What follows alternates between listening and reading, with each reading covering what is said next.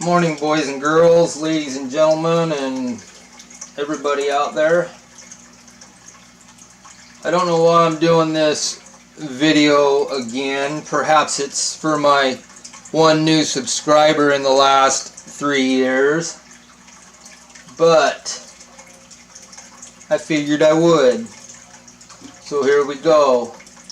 Here is an overhead view, not to scale mind you, of what they project reality to be through the heliocentric model of our existence, having the sun here in the middle and Earth, North America indicated with the N and the A, China indicated with the C in June, September, December, and March.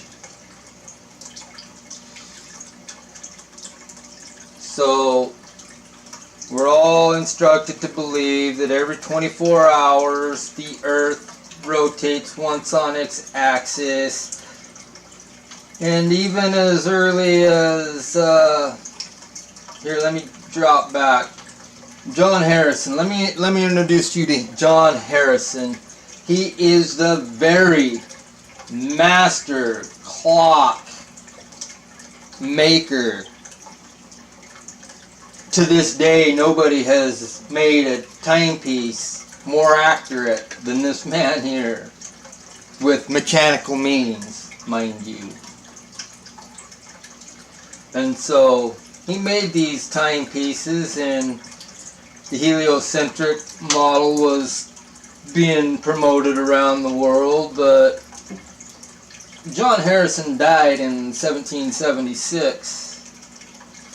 And even at that time, people were so questioned to the authenticity of the heliocentric model with enough common sense to understand that if in June North America was facing the sun and it did its 24-hour and its seasonal orbit around, as they say, that in September it would be a quarter day,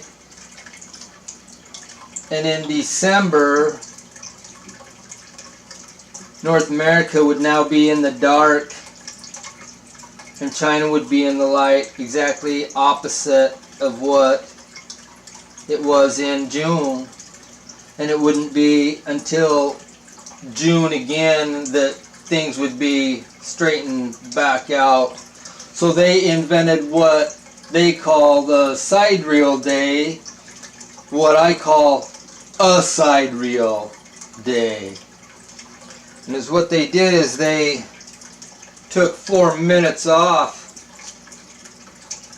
and some seconds off so that the time as the Earth supposedly orbited around the sun, everything kind of worked out. So we're going to adjust this A-Sidereal day right here real quickly. So now we've added our A-Sidereal day and everything works out, right? Now we have North America in the sun at noon here, North America in the sun at noon in September, December, March, and everything's just hunky-dory, right? No, it's not, people. What don't you get? Here in June, notice you are on the right side of the sun, so you would be seeing the stars that are on the right side of the sun, which are the diamonds. And then as you rotated around and orbited the sun, now you would be above the sun here in September. Sure, North America's aligned with noon sun and everything, but now you have check mark stars in the sky in September. And as you rotate around and you end up in December, yeah, North America is here, but it's on the complete opposite side of the sun, and now you're seeing the plus stars. And as you rotate around here to March, same thing, you have North America facing the sun at midday. China is in the dark, like it's supposed to be, a sidereal day. But now you are below the sun and you have circle stars. And not until June again do you have diamonds in the sky. And we know that is not what we observe in the sky. We have cosmic order. They say everything was created from the Big Bang in one day.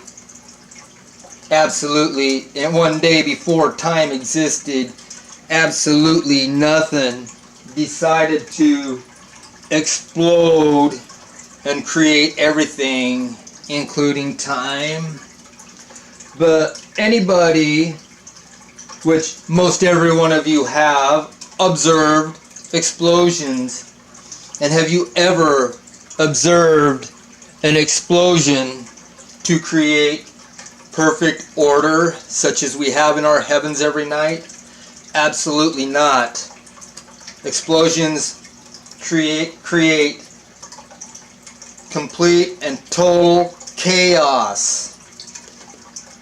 Now, I'm going to read an excerpt right here out of the Emerald Tablets of Thoth, the Atlantean. I read it quite a bit, and last night I was reading it and I ran across this part in chapter 10, I believe, and it struck me all of a sudden.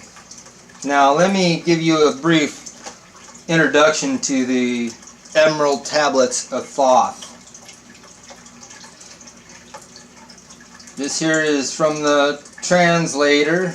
Read, believe, or not, but read, and the vibration found therein will awaken a response in your soul.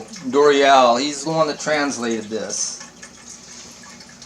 A spiritual, occult, and historical significance of the Emerald Tablets is almost beyond belief of modern man. Written around 36,000 BC by Thoth, an Atlantean priest king, this manuscript dates far back beyond reach of any Egyptian writings ever found. Now let me read this chapter 1 as Thoth introduces himself. I, Thoth, the Atlantean, master of mysteries, keeper of records, mighty king, magician, living from generation to generation, being about to pass into the halls of Amenti, set down for the guidance of those that are to come after, these records of the mighty wisdom of the great Atlantis.